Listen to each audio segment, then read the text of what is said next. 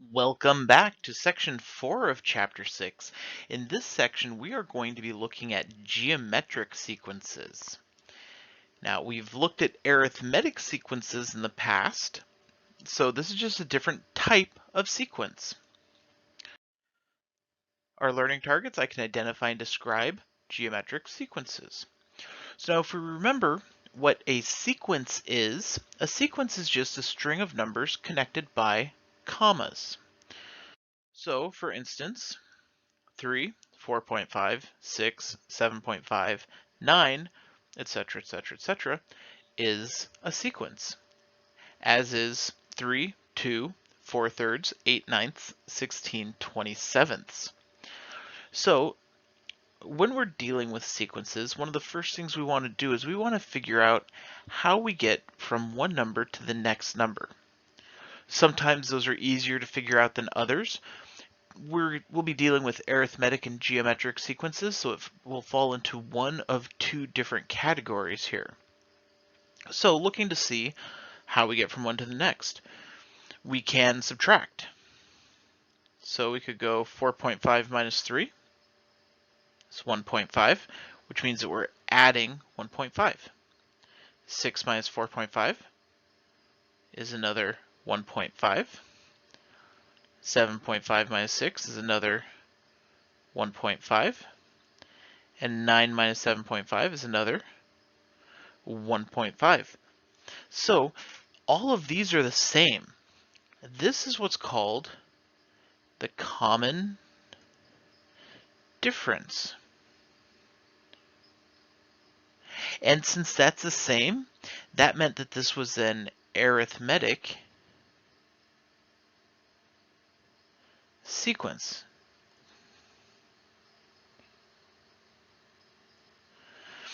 It's an arithmetic sequence, which if we remember, we were dealing with arithmetic sequences back when we were looking at lines, because arithmetic sequences are linear. That would be the slope. 1.5 is the slope. The common difference is the slope. All right, so that's an arithmetic sequence. Let's look at this next one. So to get from 3 to 2, so 2 minus 3 is negative 1, so we'd subtract 1. 4 thirds minus 2 is negative 2 thirds, so we subtract 2. 8 ninths minus 4 thirds, well, that would be 12 ninths, so that would be a negative 4 ninths. And so we could keep going, but what we can tell from this already is it's not the same.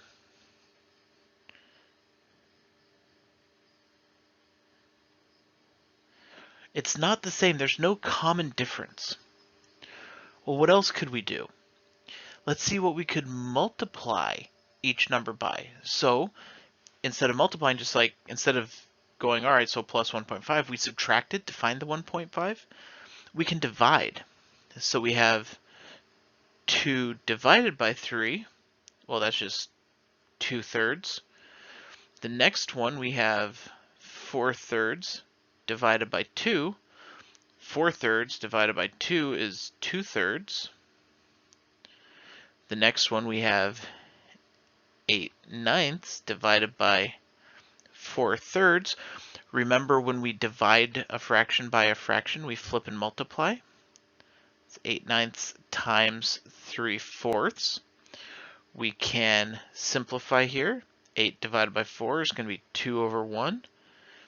9 divided by 9 and 3, that's going to be 1, and that's going to be 3, which gives us 2 thirds.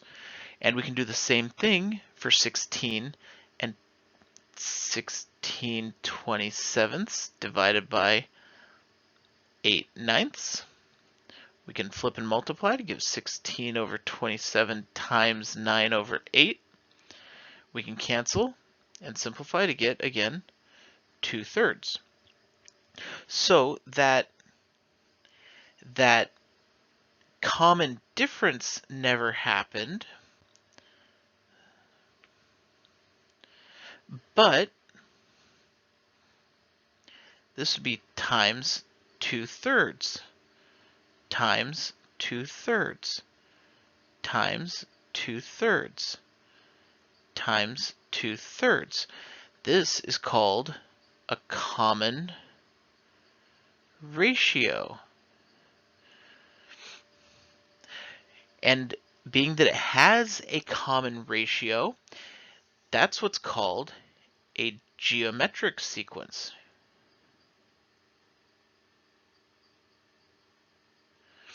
So when we're always adding a number to get to the next number, that's arithmetic sequence, and that's just a line, it's linear. When we're constantly multiplying by the same number to get from one number to the next, that's called a geometric sequence, and that is an exponential model, which is why it falls in our exponential functions chapter. That shouldn't really come as a surprise. So one of the things that we're going to be doing is telling, is this going to be arithmetic or geometric? I would start by seeing, can you add the same thing to get from one number to the next? If not, can you multiply? Sometimes you can see it just by looking at it. Well, you can rule things out by looking at it. You can have a best guess. Like, you don't always have to start with addition. For example, in this one, we start getting into bigger fractions. That doesn't happen when you're just adding something. You'd get your common denominator and you'd be done. And so that's a pretty good clue that it's not going to be arithmetic. So let's try it. Let's work with this one. 1, 2.2, 4.84, 10.648, 23.4256. See if it's arithmetic or geometric and find the common difference or common ratio.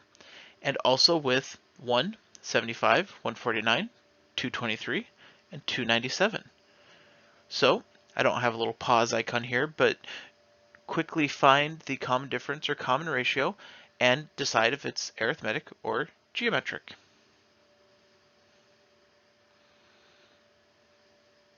All right, can we take a look? If not, pause, finish your work, and then push play again. So this one, we're constantly getting bigger and bigger decimals. So instead of trying subtraction, let's multiply. 1 times what equals 2.2? Well, 1 times 2.2 is going to be 2.2. And then times 2.2 again gives us 4.84. Times 2.2 again gives us 10.648. And then times 2.2 again gives us 23.4256. We're always multiplying by the same number. That makes this geometric. And the common ratio, just going to call it R, equals 2.2. Over here, it looks like it's growing pretty quick, but 1 times 75 is going to be 75. If we multiply by 75 again, we're going to get a much, much bigger number. So what else could happen? 1 plus 74 is 75, plus 74 again gives us 149, plus 74 again gives us 223, plus 74 again gives us 297. So we have a common difference here, which means it's arithmetic, and the common difference, D, is 74. So telling whether or not it's arithmetic or geometric is just, do you always add the number to get to the next? Do you always multiply the number to get to the next? What if you do something different? Well, then it's neither arithmetic nor geometric. There are other types of sequences out there. We're just not dealing with those right now. So, but an answer could be it's neither. If it went 1, 3, 4, 7, 12, that would be neither. Formulas for sequences. If you remember, we have two different types of formulas that we can write for sequences. We have formulas that are called recursive formulas, and we have some that are called explicit formulas. A recursive formula uses previous terms. So like on the last one, we were multiplying by 2.2. So I know that whatever the next term is going to be the term I have times 2.2. That's a recursive formula. An explicit formula uses the term number. So if I wanted to find the third term, I would just plug in 3 to my formula, and it would give me the third term. Recursive formulas are generally a little bit easier to find. However, if we wanted to find, say, the 10th term, we'd need to know the 9th, which would mean we'd need to know the 8th, which means we'd need to know the 7th, all the way back to 1. An explicit formula, if we wanted to find the 10th term, we would just plug in 10. If we wanted to find the 100th term, we plug in 100. And so we don't need to find all the terms in between. So for a geometric sequence, the recursive formula, we're always just multiplying a term by the common ratio. So an here, this is the nth term. So that could be, say, the 10th term. An minus 1 is the term before, so it would be the 9th term.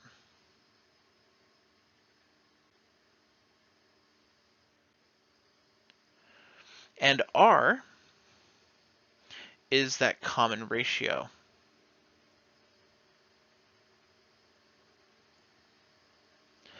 So let's do an example of this. Let's find a recursive formula. So we have the sequence 8, 12, 18, 27, 40.5. This is geometric because we can always multiply by something. We can divide 12 divided by 8. We can divide both these by 4. This is going to be times 3 halves. 18 divided by 12, divide them both by 6, we get times 3 halves. 27 divided by 18, we can divide by 9 to get times 3 halves. And then also 40.5 divided by 7 is times 3 halves. So r is going to equal 3 halves. So we can write the recursive formula. An equals 3 halves times n minus 1, but we also need a first term. A1 equals 8. And so with this, what we would generally do if we were given this, we'd have to write out the first 4, 5, 6 terms. So it would just be 8 times 3 halves, which is 12, times 3 halves, which is 18, times 3 halves, which is 27, times 3 halves, which is 40.5, times 3 halves, which is 60.75. And then we would just keep going like that to get as many terms as we were supposed to be getting. An explicit formula uses the term number. Now the term number, this is just the first, second, third, fourth, fifth. So this is very similar to x and y. We'll be talking about the difference between sequences and functions here in a second, but one of the big differences is that sequences, you just have 1, 2, 3, 4, 5, etc. You don't have like 1.7 or the negative 35th term. I mean, you could have a negative term, but you don't have the ones in between. But other than that, there's very little difference. We'd graph it as points instead of a solid line. But the equation would be basically the same. And the explicit equation is basically the same as our exponential function equation. We have an equals a1 times r to the n minus 1. A1 is the first term. R is still the common ratio.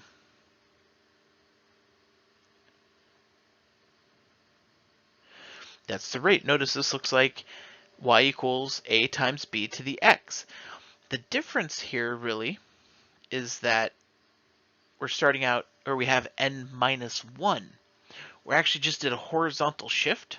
We just moved it over 1 because we're starting with the first term. In the exponential function, we would start with the 0th term, which is the y-intercept. We don't generally have 0th terms in our geometric sequence. So we could write our sequence, though, explicitly.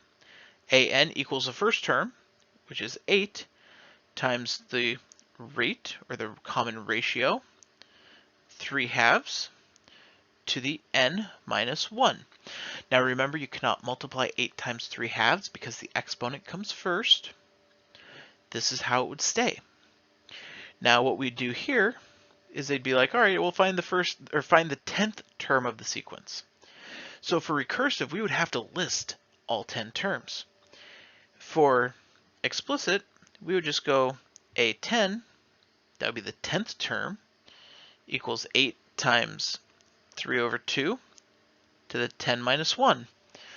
So we go 3/2 to the 9th power,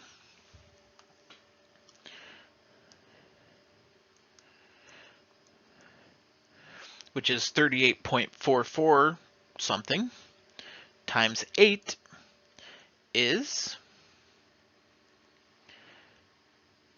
307.546,875. It might tell you to round it to a certain number of decimal places, but that would be what the 10th term is. So we just plug in 10 and we're good to go. So on to the differences between those sequences and functions. So here we have a situation, number of subscribers to a blog doubles each week. How can the trend in subscribers be modeled? So in the first week we had 5 subscribers. So we talked about differences. Sequences are not continuous. They're dots. Whereas the functions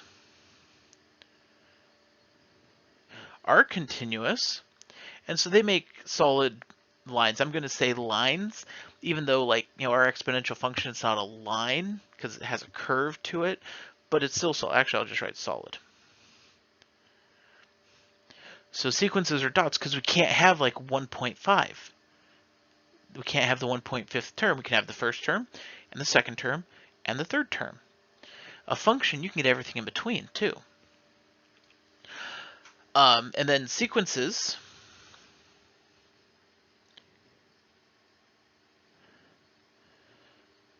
start at 1. They start at the first term, whereas functions start at 0. We start at the y-intercept for functions.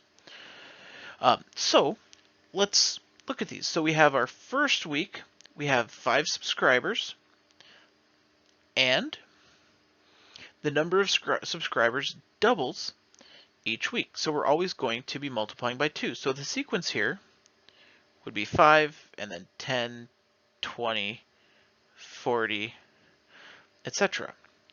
So our geometric sequence, an, equals, well, we could have 2 times a to the n minus 1 if we wanted to be recursive, a1 equals 5. That would be our recursive form. We could also do it explicitly, though, and that's the one that's going to look more like the exponential function. An equals, our first term is 5 times 2 to the n minus 1. For our function, we still have 5, 10, 10 doesn't start with a 2, 20, 40, etc. But what would that y-intercept be? Well, we'd have to divide by 2 each time, so that would be 2.5. Can we have 2.5 subscribers? No, but this is before they even started. So at week 1, they would have 5. So f of x would be 2.5, and we still have times 2 to the x. If we plug in 1, 2 to the 1 is 2, times 2.5 is 5. If you plug in 2, 2 squared is 4, times 2.5 is 10. Plug in 3, 2 cubed is 8, times 2.5 is 20. So this gets us the exact same information. Now, it is possible we could say, let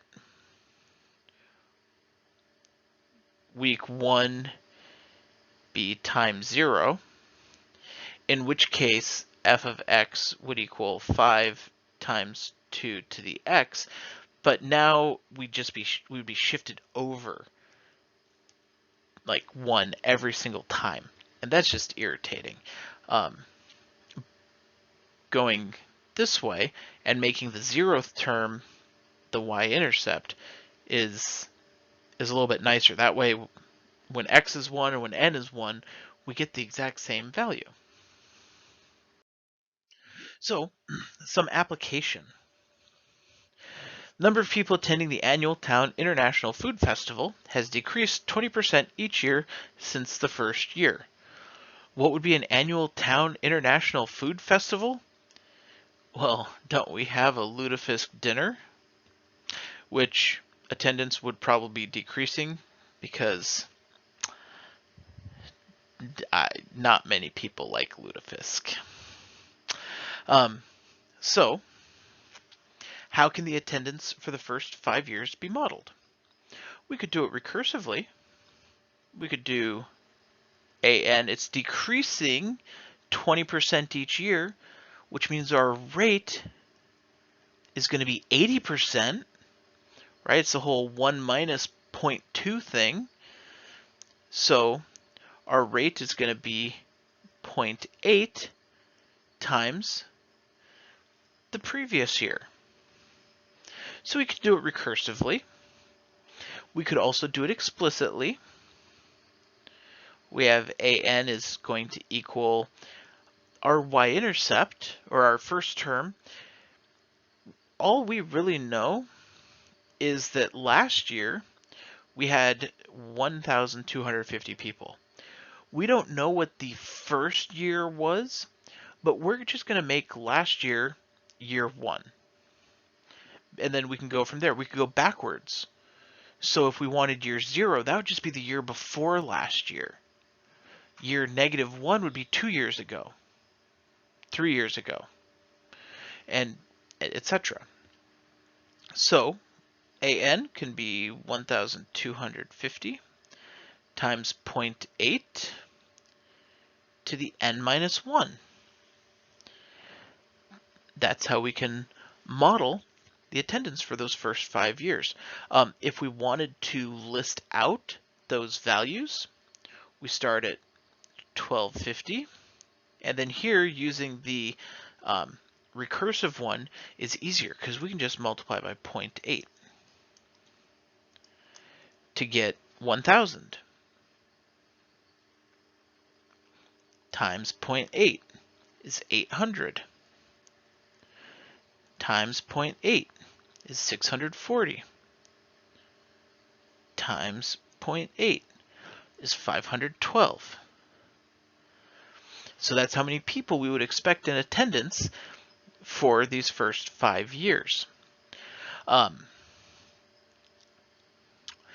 some point, we will get to a decimal value, in which case you would want to round. You do not want a part of a person at your food festival.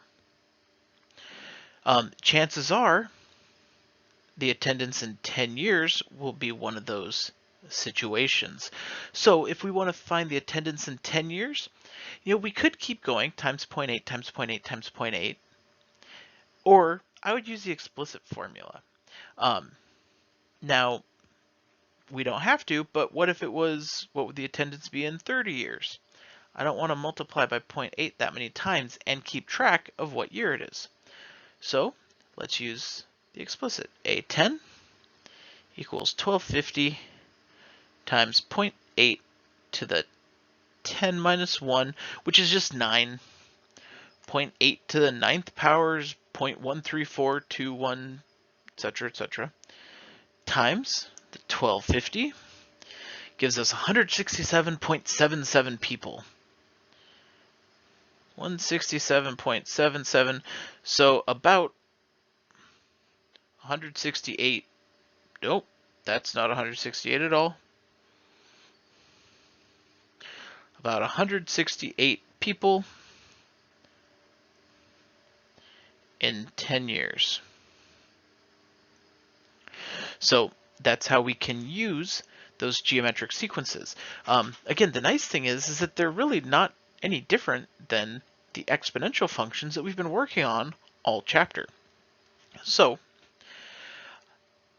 I will see you in class, but until then, keep working problems, keep asking questions, and as always, happy mathing.